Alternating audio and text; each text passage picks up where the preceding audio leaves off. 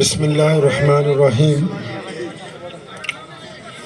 شروع اللہ کے نام سے جو بڑا مہربان اور نہایت ہی رحم کرنے والا ہے۔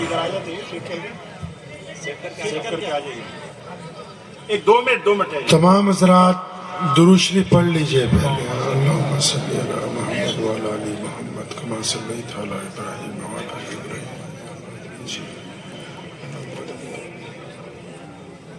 پانی کتنے اپنے گول رکھ لا، دو تین دن کو ہٹا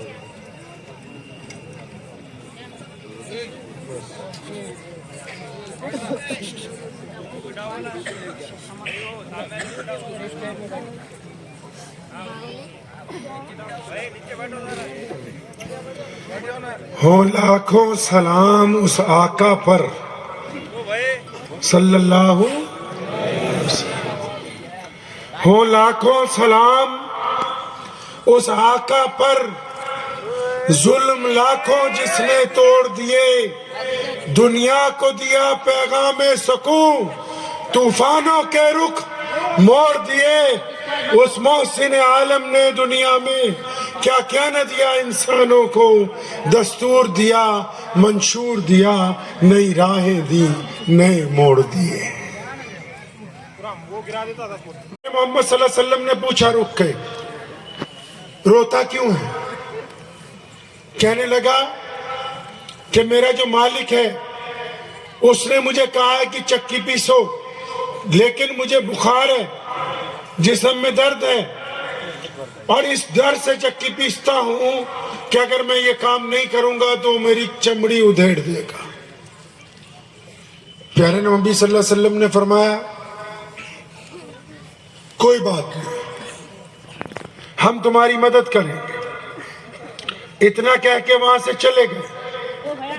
وہ غلام کہتا ہے کہ میرے دل میں آیا کہ بہت سے لوگ سڑک سے گزرتے ہیں، مجھے روتا ہوا بھی دیکھتے ہیں، بلکتا ہوا دیکھتے ہیں، ایک دو لفظ محبت کے کہتے ہیں، بعد میں کوئی آتا نہیں ہے۔ ابھی سوچ ہی رہا ہے کہ نبی علیہ السلام واپس آ گئے، ایک ہاتھ میں گرم دودھ کا پیالہ، دوسرے ہاتھ میں کھجوریں، اور آ کے اس کو کھجور کھلائی، دودھ پلایا، اور فرمایا تو اس بستر پہ لیٹ جا، تیری جگہ چکی میں چلا دوں گا۔ کیوں؟ تاکہ تو بیمار ہے۔ ارے وہ سوچنے لگا کہ ایسا کون سا آقا آ گیا کہ جو کالے لوگوں کو، حبشیوں کو، غریبوں کو، مسکینوں کو یہ کہتا ہے کہ تو اپنی جگہ آرام کر، میں تیری جگہ چکی پیس دوں گا۔ ایک بچہ جس کی عمر 12 سال ہے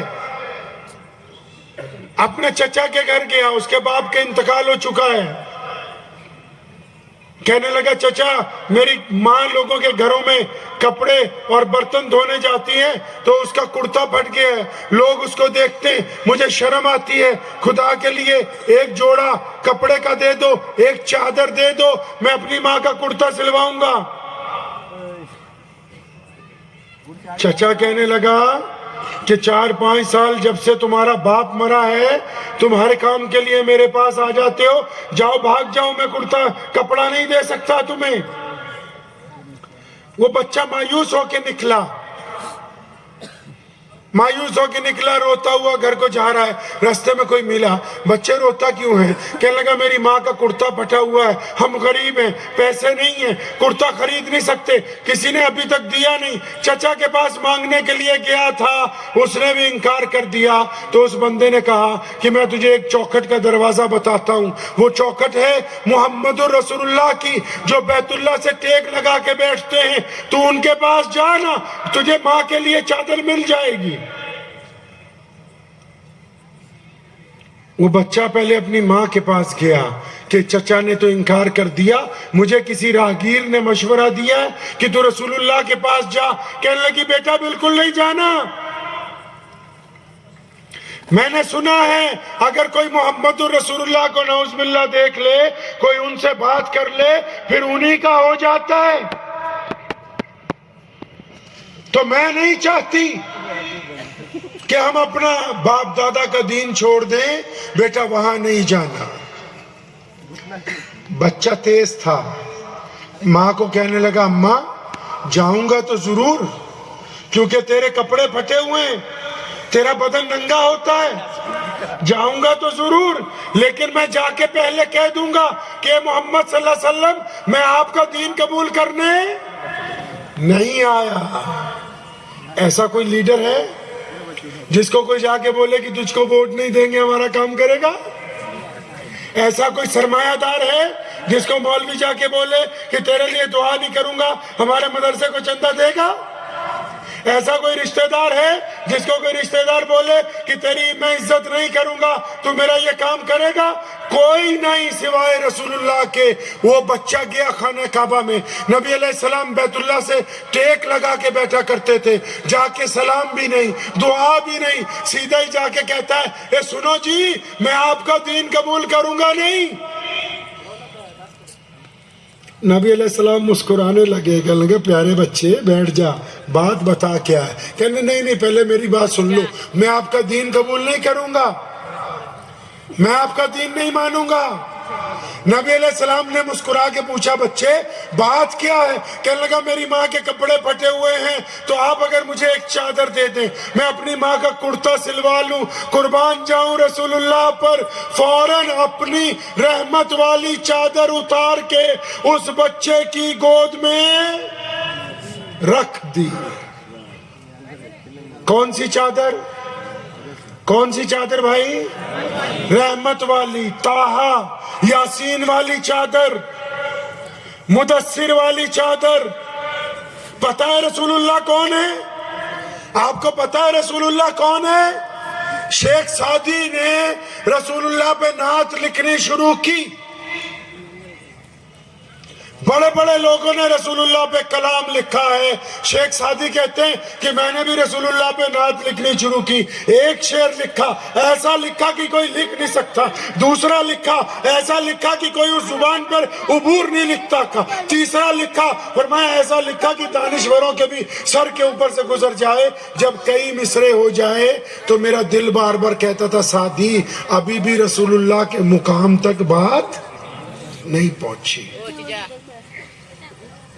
तो आखिर शेख सादी ने क्या लिखा? थक हार के आखिर क्या लिखा? फरमाया बाद अज खुदा, बाद अज खुदा, कि अल्लाह के बाद अगर कोई है तो बस रसूलुल्लाह है। ये उनकी सबसे बड़ी तारीफ है। और कौन सी चादर उस बच्चे के गोद में डाली पता है? जिस चादर को जिब्रील अमीन बोसा देना अपने लिए इज्जत की बात।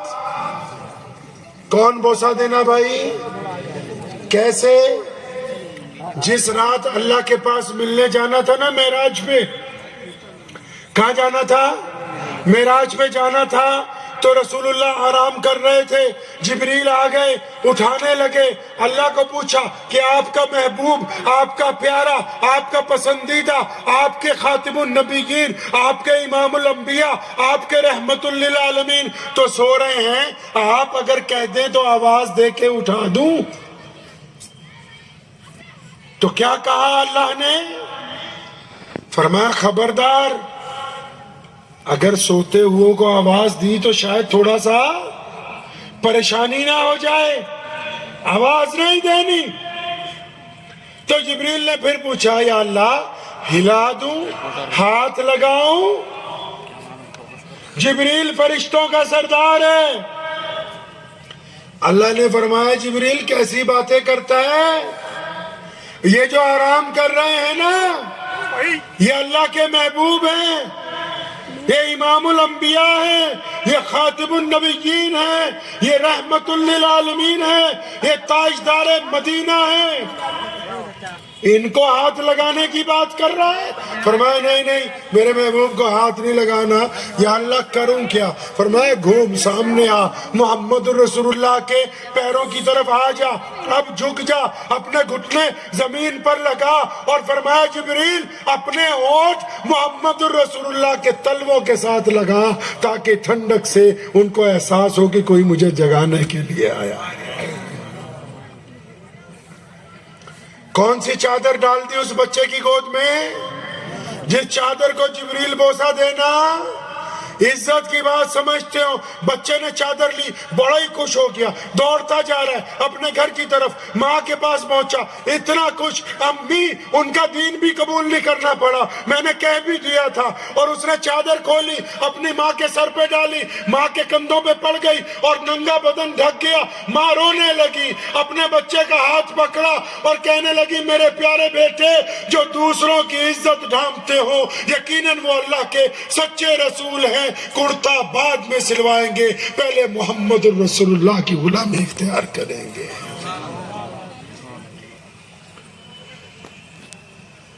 مکے میں رسول اللہ چلے جا رہے ہیں.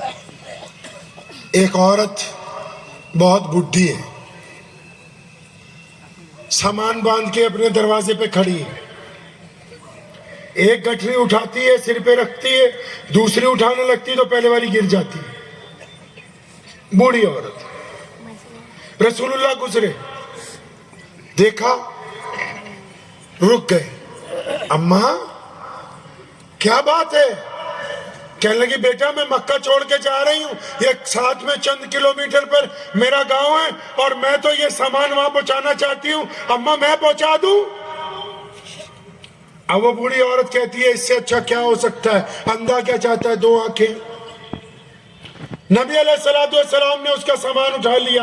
اب اماں جی چل رہی ہیں, رسول اللہ ساتھ ساتھ میں چل رہے ہیں, اور اماں خود ہی بولنے لگی کہ بیٹا میں تو مکے میں رہنا چاہتی تھی, لیکن مکے میں ایک اللہ کے نبی آ گئے, مکے میں ایک ایسا شخص آ گیا جس کی طرف جو جاتا ہے اسی کا ہو جاتا ہے. مجھے تو اپنے باپ دادا کا دین بڑا پیارا ہے, میں تو اپنی جان بچا کے جا رہی ہوں.